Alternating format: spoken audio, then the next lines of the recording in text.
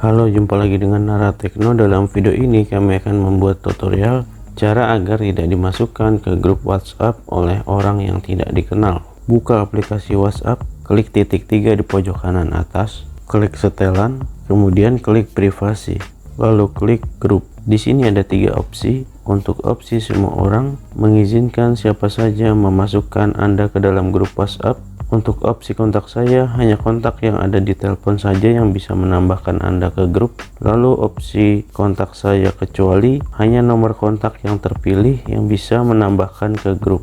Di sini disarankan Anda memilih opsi yang kedua, yaitu kontak saya, agar orang yang dikenal atau nomor teleponnya yang ada di HP Anda yang bisa menambahkan Anda ke dalam grupnya. Demikian tutorial cara agar tidak dimasukkan ke grup WhatsApp oleh orang yang tidak dikenal. Semoga membantu dan terima kasih.